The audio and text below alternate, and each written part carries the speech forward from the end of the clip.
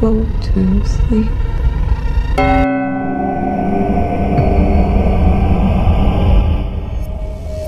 Halo semuanya dimanapun kalian berada, balik lagi dengan saya Edo.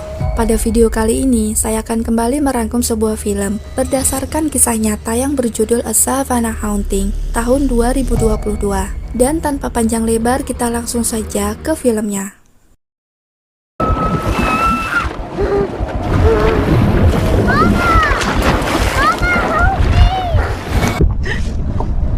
Berlatar di sebuah daerah pinggiran kota Savannah, Georgia, Amerika Serikat. Terlihat di sana ada sebuah keluarga yang sedang melakukan perjalanan. Ada Eric sang ayah, Rachel si ibu, April si kakak, dan Andrew si adik. Dalam perjalanannya itu, mereka bertujuan untuk pindah ke sebuah rumah yang katanya nyaman dan murah. Tapi nyatanya rumah itu berlokasi di tengah-tengah hutan.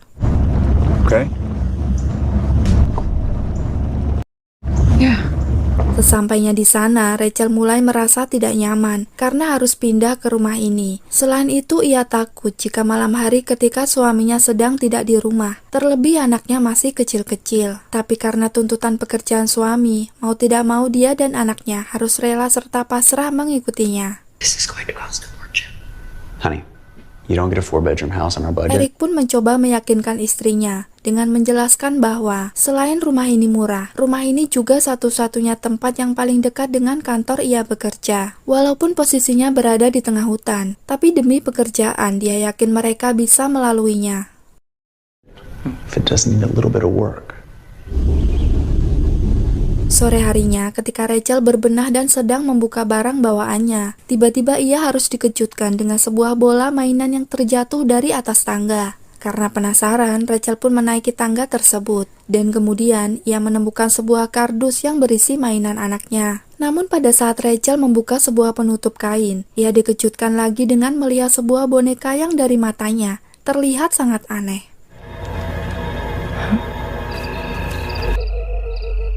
Karena Rachel berpikir jika dirinya tidak pernah mempunyai atau melihat boneka tersebut, maka kemudian boneka itu dibuangnya ke tong sampah. Keesokan harinya, saat suaminya pergi bekerja dan anaknya berangkat ke sekolah, Rachel pun kemudian melanjutkan beres-beres di rumahnya. Tapi saat itu, Rachel harus kembali mengalami hal yang aneh, di mana dia dikejutkan dengan melihat boneka yang sempat dibuangnya kemarin, dan kini sudah berada di dalam kabinet baju anaknya. Tanpa mikir ngalor ngidul, Rachel pun lantas membuang boneka itu kembali. Kemudian scene berpindah ke tempat kerjanya Eric, yang saat itu ia sedang bersama teman kerja barunya. Dia adalah James, ini orangnya. James pun di sana berterima kasih kepada Eric karena sudah mau menerima tawaran kerjasama untuk merenovasi rumahnya. Sebab yang ia tahu, jarang sekali ada orang kota yang mau bekerja di daerah itu. Soalnya selain sepi, daerah itu juga jauh dari perkotaan. I'm just glad to see someone's finally in it.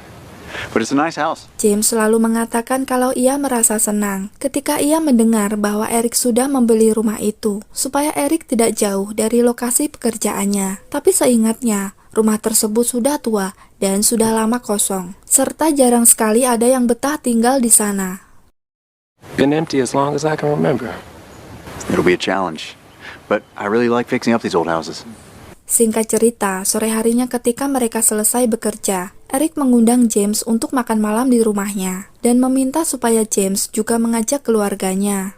Tak lama dari itu, Rachel pun ditelepon sang suami untuk mempersiapkan jamuan makan malam dan mengingatkan agar masak jengkol yang super enak karena akan ada teman kerjanya yang datang untuk makan malam bersama. I can pull something together, no problem. Okay. Just honey, a little more notice next time. Okay, babe. All right, I love you. Love you. Namun setelah menerima telepon, Rachel tidak menyadari jika semua aktivitas di rumah tersebut rupanya selalu ada yang mengawasi.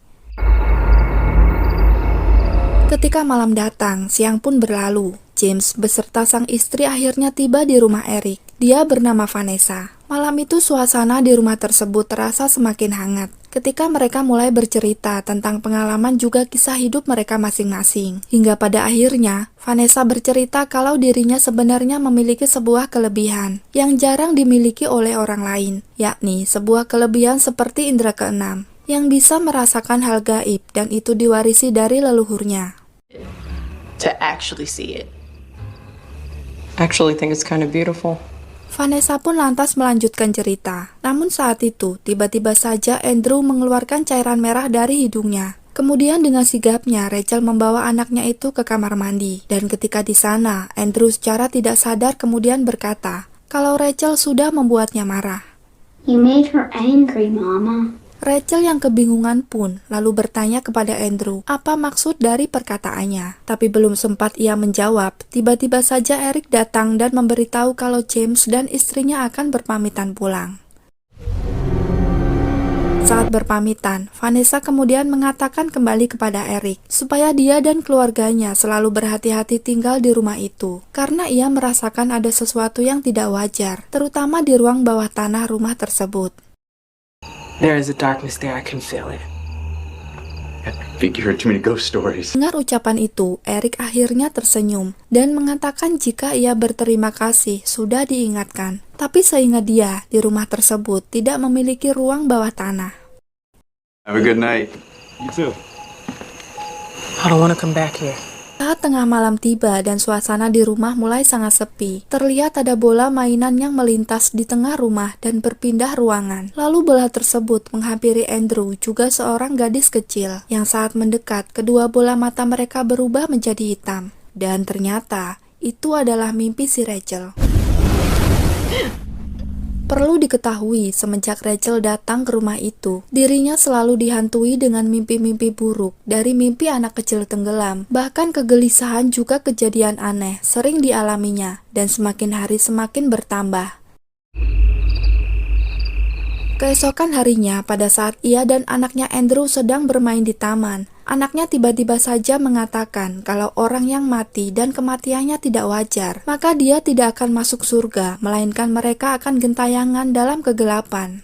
I'm hearing this stuff, but they don't get to go to heaven. Mendengar perkataan itu, Rachel mulai berpikir. Ia tidak menginginkan anaknya tersebut berpikir yang aneh-aneh akibat tinggal di rumah itu. Tapi di sisi lain, dirinya juga saat ini merasakan hal yang aneh tersebut. Malam harinya ketika mendatangi kamar anaknya, Rachel melihat Andrew sedang bermain dengan seseorang. Karena penasaran itu, Rachel lalu menghampirinya. Dan ia menemukan kalau ternyata anaknya tersebut sedang bermain dengan sebuah boneka yang ia buang tempo hari. Rachel yang merasa jengkel dengan boneka itu, lalu membuangnya kembali untuk kesekian kalinya. Dan sekarang ia pun membakarnya.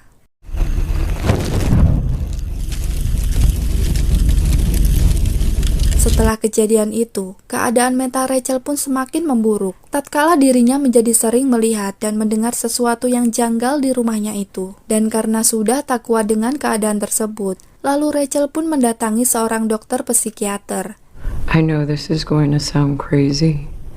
You don't really believe that, do you? Di sana Rachel mulai curhat kepada si dokter kalau sebenarnya dia memiliki 3 orang anak, yakni yang pertama April, Andrew, dan satu lagi yakni kembaran Andrew yang bernama Alice. Namun ketika mereka tinggal di rumah sebelumnya, si Alice mengalami sebuah kecelakaan di kolam renang dan meninggal dunia. Tell me. Rachel juga mengatakan setelah kematian anaknya itu, lalu ia pindah ke rumah barunya. Tapi di sana ia sering sekali didatangi makhluk-makhluk gaib dan arwah dari si Alice. Bahkan yang membuat dirinya sangat stres adalah ia selalu menemukan sebuah boneka yang sangat mirip dengan si Alice anaknya. Setelah puas mencurahkan semua unek-uneknya itu, Rachel lalu kembali ke rumahnya. Dan ketika malam tiba, lagi-lagi Rachel terbangun dari tidurnya karena mendengar suara teriakan Andrew yang meminta tolong.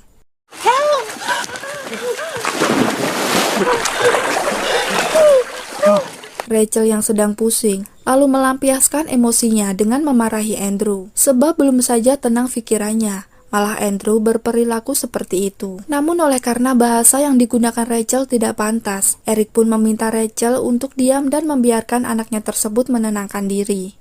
Keesokan harinya, Rachel kembali mendatangi si dokter dan menceritakan apa yang dialaminya semalam. Lalu dia meminta saran kepada dokter karena saat ini, keanehan di rumahnya tersebut tidak hanya menyerang dirinya saja, melainkan sudah kepada anaknya. Dokter itu pun menyarankan kalau memang Rachel sangat yakin jika itu adalah perbuatan mendiang anaknya, maka ia bisa mencoba untuk mengumpulkan semua barang almarhumah Alice dan disimpan di sebuah ruangan khusus.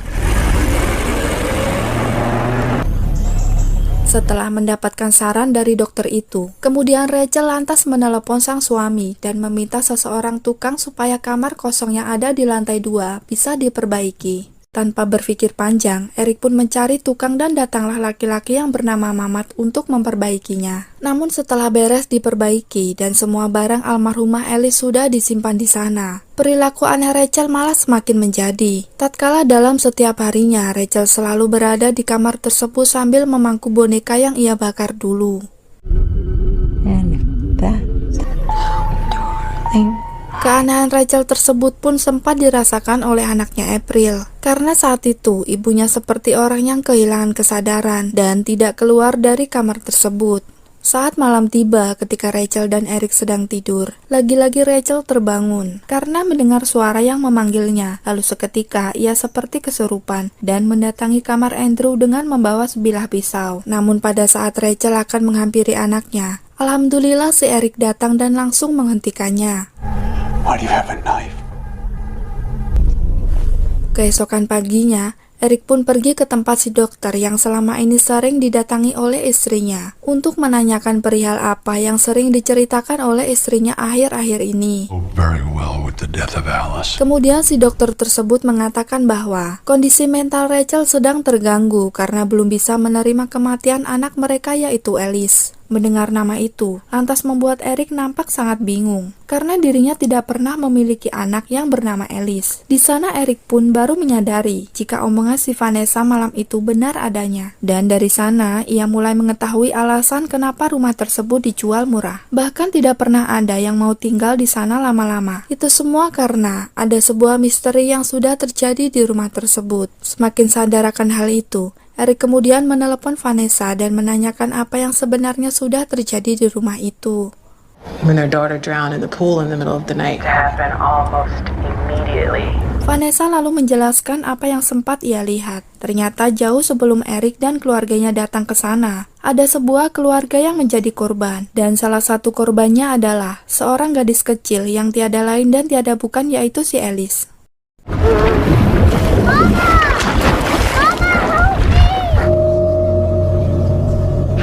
Dari penjelasan Vanessa tersebut, akhirnya bisa ditarik kesimpulan dari teka-teki yang selama ini dialami oleh Rachel, dan anak yang selalu datang dalam mimpinya itu bukanlah kembaran si Andrew, melainkan itu adalah anak gadis yang menjadi korban dari pemilik rumah terdahulu. Setelah mendapatkan info tersebut, Eric kemudian sampai di rumahnya. Namun seperti biasa, listrik selalu saja mati, dan kedua anaknya menghilang. Andrew! Kemudian Eric mendatangi kamar yang berada di lantai 2 rumahnya. Lalu, ia melihat istrinya sedang santai sambil menggendong sebuah boneka. Lalu Eric kemudian bertanya mengenai kemana anak-anaknya. Tapi dengan sikap aneh, Rachel pun mengatakan jika mereka sedang bermain di ruang bawah tanah. Eric yang keheranan, lalu ia mencoba mencari ruang bawah tanah itu. Namun ketika Eric keluar dari kamar itu, betapa terkejutnya ia ketika ternyata dirinya sudah berada di sebuah ruangan. Saat itu juga Eric mendengar ada suara anak kecil dari dalam sebuah kamar. Tapi ketika ia mendekati dan masuk ke kamar itu,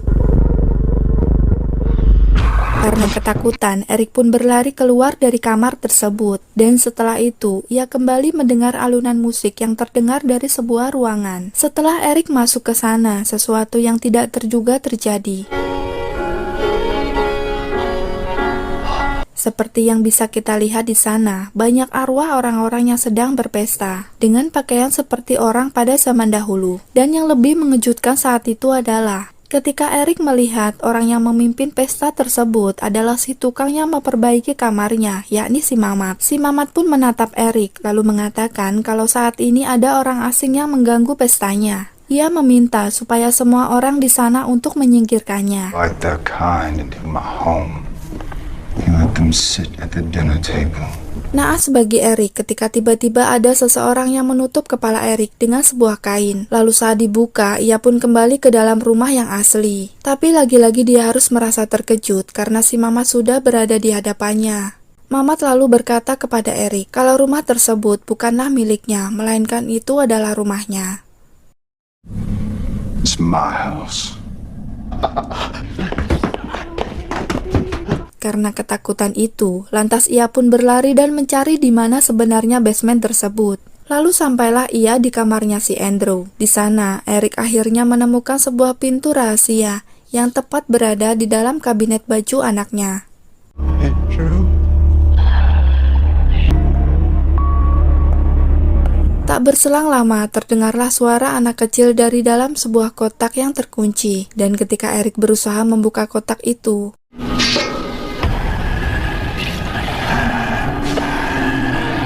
dengan dibantu sutradara, Eric akhirnya bisa berhasil membuka kotak itu. Namun ketika dibuka, ternyata seseorang yang berada di dalam kotak tersebut bukanlah anaknya. Mommy's so fragile. Saat itu pun Eric kembali berlari dan keluar dari basement. Kemudian pada saat dirinya berada di sebuah lorong yang tak jauh dari basement, ya, tiba-tiba saja lehernya dijerat sebuah tali dan tubuhnya kembali diseret masuk ke dalam basement tersebut.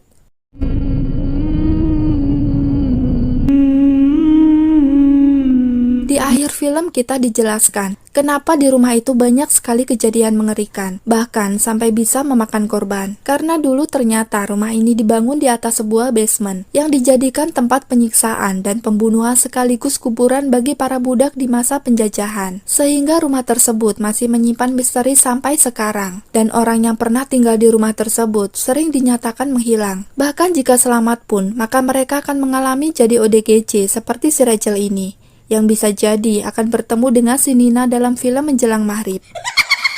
Tamat. Terima kasih ya yang sudah menonton. Maaf buat teman-teman, saya lambat uploadnya karena saya edit voice over dan lain-lainnya sendirian.